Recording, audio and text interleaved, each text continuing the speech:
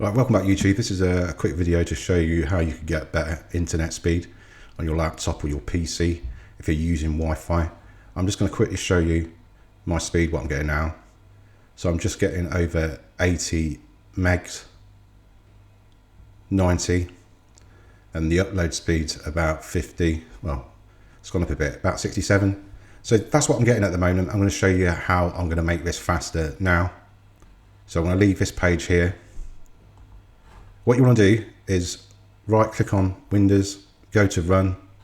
Alternatively, you can just press the Windows key and R, and that will bring up, and then type in ncpa.cpl, just there.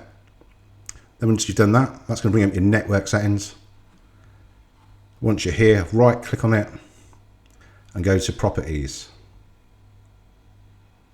Once you're at Properties, you're going to go to Configure.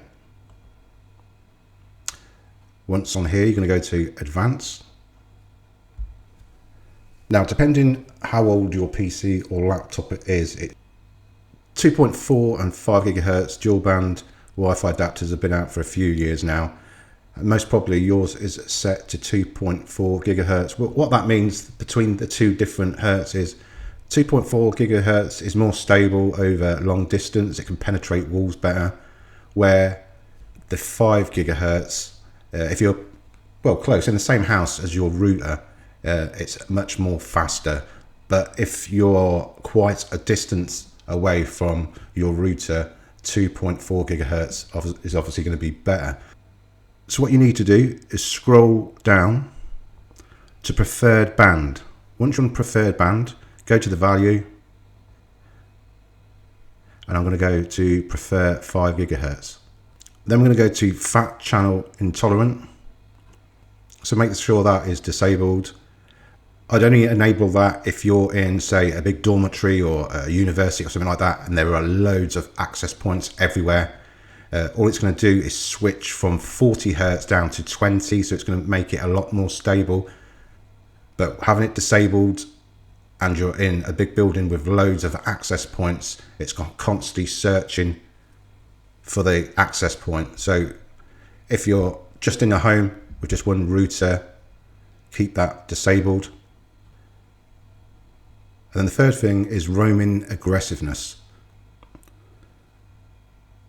So I've set mine to the lowest. That's the most stable.